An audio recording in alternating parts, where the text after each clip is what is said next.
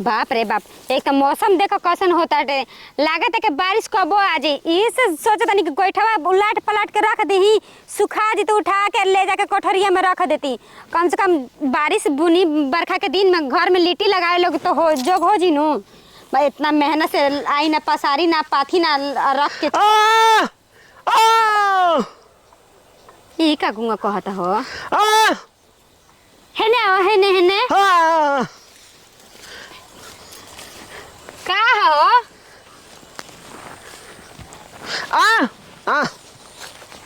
आ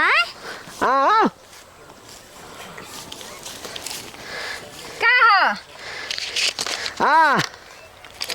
ई काहे के पैसा लिए हो देखा हम केहू का पैसा उधार ना ले ही रे रामा ई गुंगा हमारा के गंदा इशारा करता गंदा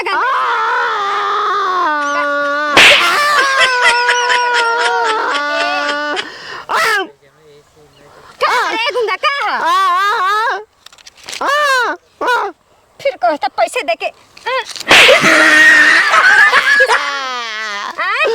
नतीऊ कहीं के सुअर कहीं के मुंह न खन देखता अपन छुछुंदर लेखा ढिढरू आई रे दादा छी राम राम राम इन के न सुधरी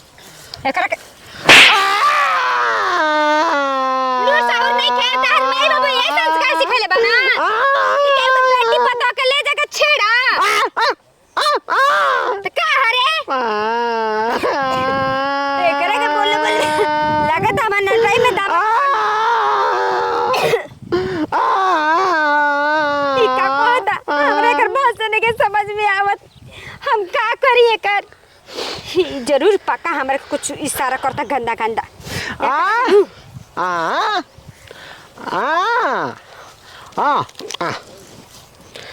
हम पैसा ना ले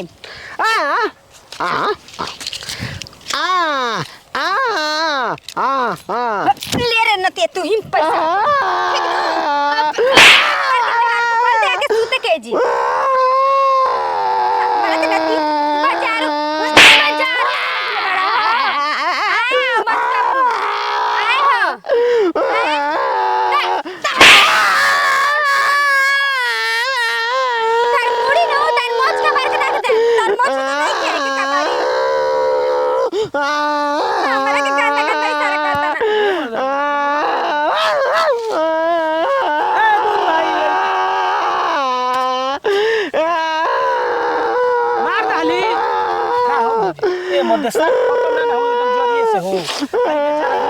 मार देलू हो ई तार का बिगड़ है कुछ हाथ रहो काहे मार देलिए का बोले हो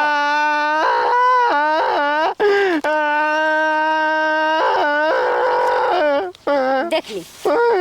देखी तो कितना गंदा इशारा करता जी हसन हसन इंसान देखी देखी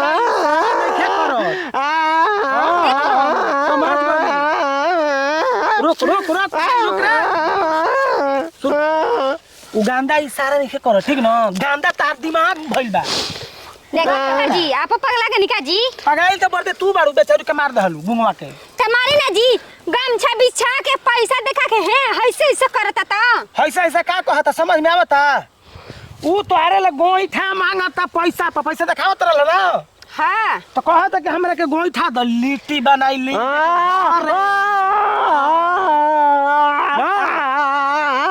समझ में ना उतरला ता ई कबे का ऐसे से करता कोई तो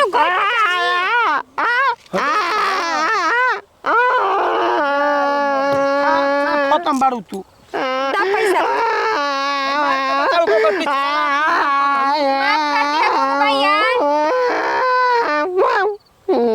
दा पैसा देता नहीं गुंग भाई फ्री में दो पैसा में ना दम घाटा में चल जी तो मारे मरबो करबो बेचारा के पैसा ले हो ना मेरा रुको ऐसे होगा में छाप छाप दो आ जाओ देखी देवर जी हम ना दम गोइठा पैसे दिवाई तो अरे गुंग देखो पैसा ना दे बता दे माने तन तारे को मरनी है लेकिन तू ही ना गंदा गंदा इशारा लेके हां बढ़िया आदमी हमर दे ई तारल कबे ले गोइठा मांगे त लिट्टी लगाव के समझ में खत मर दे तो बियाह करे के कहता फिर से अब समझ में का कहता काची कहता कि हमहू बियाह कइले बानी तारा नहीं मेहरारू हमरा घरे बिया वो तारा से सुघर सागर कह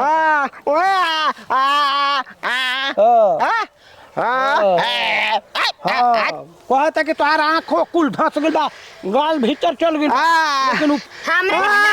करी नो तो कर धस जाई हां ई सुई लेखा पातर बा पागल है काजी देवर जी आप काका कहते ने कर संगे ठीक कहता तू सुई लेखा पातर में का मेहरारू मोट गुबी ए के खाए के ना मिलेला यही से ऐसन ही का जानी कहां से भैया भाई करके पसंद कर हल देखे त नेटा छिरकत जी हमरा पर हम मार देम त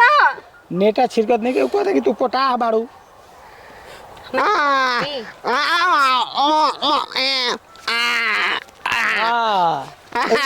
आई रोटियों बेलेली तो वही में देखा तल के घी लगा के ढेर बुराई कर देला कि रोटी चिकन हो जाई पैसा नहीं खाएगी ना ए मर्द दे दे दमा छवा बिछाए में मेहनत लागल हुए जाती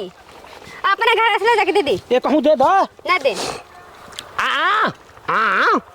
देख हां जोड़ते दे दो दे ई कहत देखी त मुंह जाई हम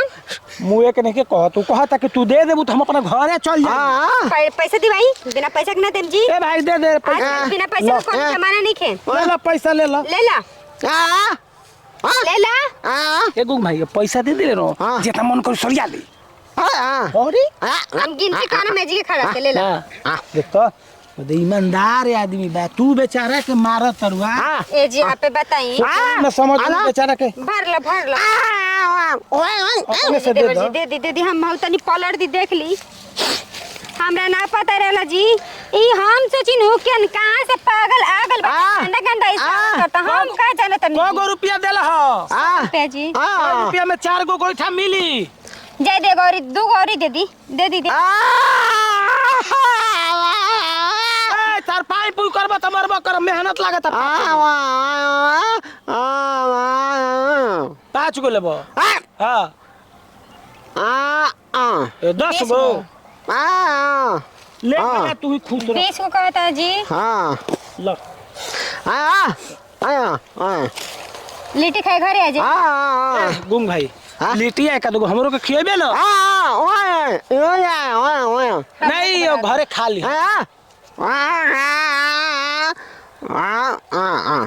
इनकर मारदा मरबो करेला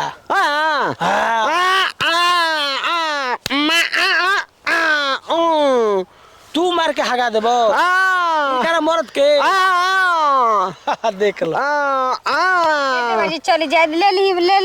चलो देवर जी जा सुनी ना चले भूसा बोरा में भर दी आ लेके चली घरवा चलो चलो चली तो जा आराम से चोखा तन की सवारा है ना मारे में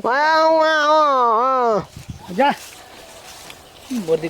गुंग बा बेचारा के मार दिलु हो गांव में जाई तो अच्छा आप बताई जी अकेले बानी है जी आदमी केहू रहे ना आई हे गो आके फालतू सारा मत ऐसे ही ऐसी कहत रहे केहू जानी देखी तो का कहित जी यही से मरनी हमरा खिस बरा हमरा का समझ में आता बोलतो नहीं खेनु आ खाली कइले बा तो माने उ बोल नहीं खे सकत तो तू अपना इशारा में समझौते न रहत हो के का कहत रहे जी कैसे ऐसे कहत रहे गमछा बिछा के ऐसे करत रहे तो हम का समझती तो कौन के तू दे देलु हो ओकरा के चुप न रही ढेर बोलम जी दे दो तू तो बेचारा चल गई तो बोली आपके भाई ऐसे मारा भुला के निका ना चलो चल तो ढेर आपस आका जाता नहीं दिन पर दिन ए भैया ऐसे ही घूमबू अकेले ना तो का करी जा निकल जी हस तो आप तो बेहाय लेके घूमते बानी तो लगा घर का गुंगमा छोड़ देला स कहीं रहता स दूसरा तो नोच देता स सियार लेके झोल देता स चली तो आपके भैया के कहता नहीं कि देवर जी पता नहीं कहां कहां घूमत रहे जाई भरी ता हम तले गोठा सीधा करता नहीं चलो घर साझ हो चलो हां तो भर दी बोरिया में भूसावा कह देता नहीं